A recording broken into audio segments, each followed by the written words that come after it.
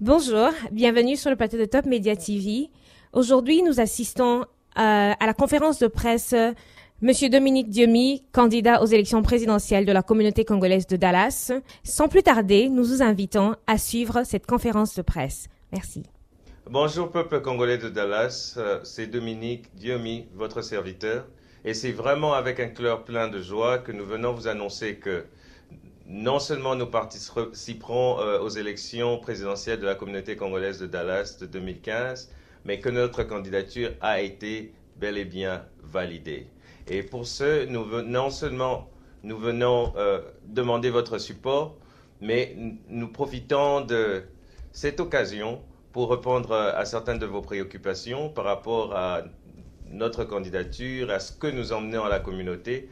Je tenais à vous présenter celle qui jouera le rôle de vice-présidente de la communauté congolaise de Dallas, en la personne de Maman Jennifer Mwadi, qui nous emmène surtout un bagage très important. Bonjour Madame Jennifer Mwadi.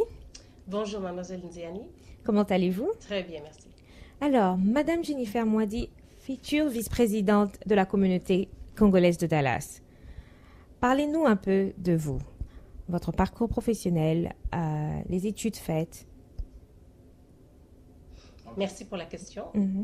Oui, donc je suis Madame Jennifer Mwadi Amadachi, née Chibangu, 100% congolaise. Et nous sommes ici pour servir notre communauté congolaise.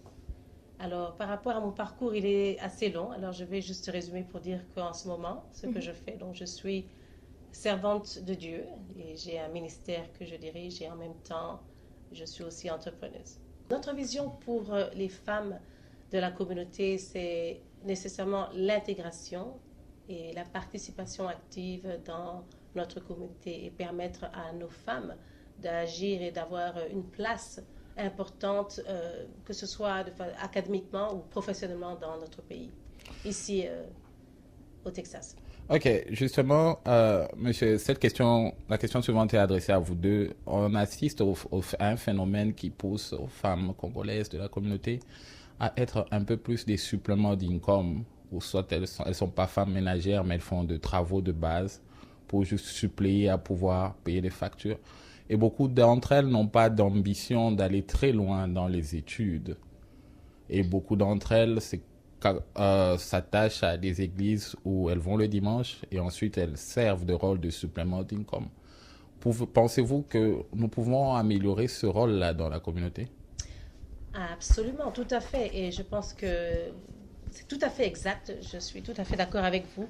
La femme congolaise a vraiment besoin de se prendre en charge et de réaliser qu'elle a un potentiel qu'elle peut mettre au profit de la communauté. J'ai eu le privilège de travailler avec différentes communautés d'autres pays, les femmes ougandaises, nigériennes et d'autres pays anglophones. Et elles sont un peu plus en avance par rapport à nous. Je dirais donc qu'il y a un travail à faire et c'est tout à fait possible. Nous pouvons les rejoindre et faire même mieux. Absolument. La vision que nous avons pour notre communauté, comme vous voulez le voir s'illustrer sur ce plateau d'ailleurs, c'est que nous ne voulons pas que la femme congolaise reste dans ce rôle traditionnel de gardienne du chaudron. Nous voulons qu'elle soit vraiment active, qu'elle puisse aussi s'épanouir au sein de qu'elle puisse trouver son compte dans cette communauté. Parce que notre vision globale veut une intégration intégrale et globale de tout Congolais de la diaspora. C'est comme ça que nous l'exprimons avec le vœu de voir Maman Mwadi servir à nos côtés, parce que nous savons qu'il y a beaucoup de femmes capables au sein de notre communauté et que nous devons les mettre en exergue pour servir de modèle aux filles et autres mères et les enfants qui sont en train de grandir. Parce que vous savez, monsieur le journaliste, la population congolaise est constituée de 51% des femmes. Et si nous n'utilisons pas 51% de ces ressources humaines efficacement, cela ne peut qu'aller au détriment de non seulement de notre communauté, mais aussi de notre cher pays, la République démocratique du Congo. Madame Mwadi, quelles sont les œuvres philanthropiques que vous avez déjà accomplies dans votre parcours et pensez-vous être en mesure de gérer cette responsabilité parce que c'est une lourde tâche? Oui, merci encore pour la question. Donc, pour ne pas rentrer à la genèse de ce que nous avons fait dans le passé, je dirais juste que nous avons été capables de travailler ici déjà à Dallas avec l'un de nos premiers présidents, le tout premier président, le feu M. Massikini. Et donc, nous avons travaillé sur les actions d'activité par rapport à la communauté, tout ce qui a concerné la RDC, l'indépendance et tout ce que vous savez. Nous avons été aux marches, etc. Et aussi, bien sûr, à l'étranger, mais particulièrement dans le domaine de l'éducation et du travail spirituel. Donc. Okay. Merci beaucoup. Monsieur Diomi, qu'avez-vous déjà accompli dans votre parcours qui vous qualifie pour ce poste?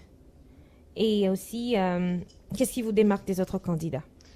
Ce qui nous démarque, si je dois répondre à votre question, mademoiselle Nzéani, nous emmenons un bagage intellectuel, d'abord pour commencer. Monsieur Dominique Diomi est licencié en sciences politiques et administratives. Et il est ingénieur en formation. Dominique Diomi a 8 ans au moins d'expérience dans le domaine des organisations sans but lucratif au sein de la communauté congolaise ainsi que dans certaines autres organisations américaines et congolaises. En 2008, juste pour vous citer un exemple, en 2008, nous avons, avec certains jeunes de la communauté, créé l'organisation Voice of the Congo, que personnellement j'ai dirigée pendant 2 ans, qui a été élue en 2009 meilleure non-profit, African non-profit of DVFW. Ça, c'est une des réalisations. Et nous avons pu acheminer de l'aide humanitaire au Congo. Nous avons pu élever le profit de la cause congolaise ici en assistant à des panels de discussion, en faisant des présentations dans toutes les universités majeures de DFW, c'est-à-dire SMU, UTA. Ça, ce sont des réalisations que nous avons faites. Nous sommes passés à la télé ici aux États-Unis, parler dans les chaînes nationales, parler de la cause du Congo. Nous avons écrit, nous avons publié des articles dans les journaux ici aux États-Unis pour la cause du Congo. Et l'accomplissement dont je suis fier, je suis le plus fier par-dessus tout, même par-dessus le fait que nous ayons acquis tous ces diplômes et toutes ces formations et certifications, c'est le fait que depuis 2008, à cause de notre participation, 30 enfants au Congo ont des soins médicaux, ont un logement, ont accès à l'éducation. Et aussi qu'il y a 100 de personnes au Congo qui ont accès à l'eau potable. Ok, cette question s'adresse à vous deux. Par rapport à toute votre expérience que vous avez là, quel serait pour vous le plus grand défi dans cette communauté congolaise de Dallas-Fort Worth? À mon avis, le défi le plus dur à surmonter, pas impossible à surmonter, c'est de redorer le blason de la communauté congolaise envers elle-même, d'abord. Nous avons vu qu'il y a beaucoup d'événements qui ont conduit à ce que beaucoup de personnes puissent s'éloigner de la communauté. Nous avons eu une croissance démographique qui a fait en sorte que les nouveaux venus ne connaissent pas les époques glorieuses de notre communauté. Et je crois qu'il y a un grand travail de sensibilisation, de mobilisation et d'éducation de notre population par rapport à notre communauté. Non seulement ce que la communauté peut faire pour eux, mais aussi ce qu'ils peuvent emmener à notre communauté. Oui, j'ajouterais peut-être par rapport à l'organisation de la communauté en elle-même. Ayant vécu ici à Dallas depuis un certain nombre d'années, au travers de plusieurs présidents et candidats que nous avons eu dans le passé, je dirais qu'aujourd'hui, nous avons une opportunité. La communauté congolaise est beaucoup plus grande et continue à grandir tous les jours. Nous avons des gens qui viennent de différents États pour s'installer à Dallas. Dallas est devenu une place de choix. Et nous savons que nous avons un avantage par rapport à cela. Et nous devons pouvoir nous organiser et offrir à cette communauté une association de valeurs et qui peut vraiment répondre et être la meilleure. Pourquoi pas ici, parmi les 50 États aux États-Unis d'Amérique. Ok, merci beaucoup. Monsieur Dominique Diomi challenge la diaspora en disant Dallas, la communauté congolaise la mieux organisée dans le monde. Est-ce une provocation? Qu'y a-t-il de particulier ou de spécial dans la communauté congolaise de Dallas comparée aux autres? Ayant vécu à Dallas pendant plus d'une dizaine d'années, j'ai pu capturer, peut-être en état de latence, mais une image de ce que Dallas peut être. Cette communauté de référence que Dallas peut être. Ayant rencontré, ce n'est pas juste un rêve utopique, je dirais, mais c'est par rapport aux gens que j'ai rencontrés, au patrimoine humain que j'ai trouvé à Dallas. Et puis les opportunités que nous trouvons par rapport à la situation géographique de Dallas, historique de Dallas. Je crois que nous avons ce devoir en tant que dirigeants et en tant que peuple d'emmener Dallas à atteindre ce but. Et je crois que nous avons aujourd'hui, plus qu'avant, les moyens de faire de ce rêve une réalité. Dallas the best. La meilleure communauté congolaise dans le monde. Ok.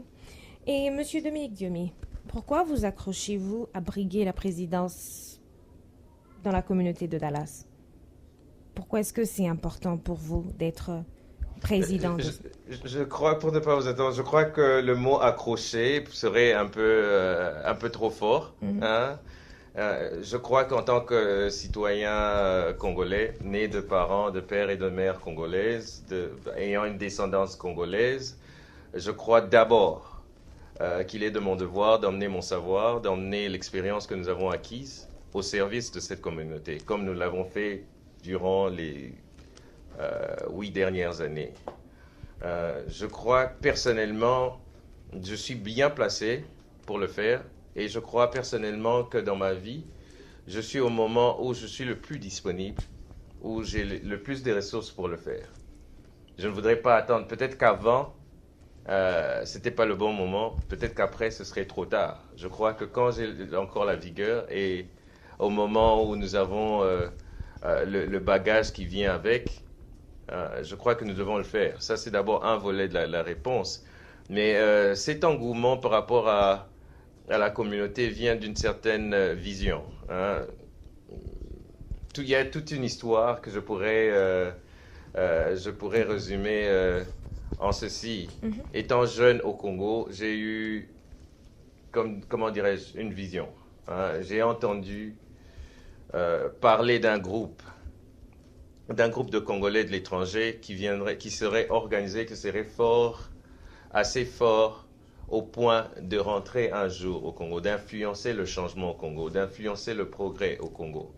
Et quand je suis arrivé ici, il y a pratiquement 10 ans, j'ai rencontré ces membres de cette communauté en train de s'organiser pour aller faire une marche devant chez les Bush, la famille Bush, présidentielle Bush. Et c'est à ce moment que j'ai eu une épiphanie, où je me suis dit, ces personnes dont j'ai toujours entendu parler, ces personnes qui ont été sujets de ma vision se trouvent ici à Dallas. Et directement, j'ai eu cette envie de servir la communauté de Dallas. Et aujourd'hui, je suis arrivé au point, ce n'est pas par parachutement. Comme vous le savez, nous avons servi dans la communauté de Dallas pendant un bon bout de temps. Et je crois que c'est maintenant, le fait que nous embriguions la présidence n'est qu'une culmination logique. Vous venez de suivre la conférence de presse de Monsieur Dominique Diomi et de la future vice-présidente Madame Jennifer Mwadi. Ils ont besoin de vos voix, ils ont besoin de vos votes. Venez voter massivement le 29 août 2015 et merci encore une fois de nous avoir suivis sur ce plateau de Top Media. Au revoir et à très bientôt.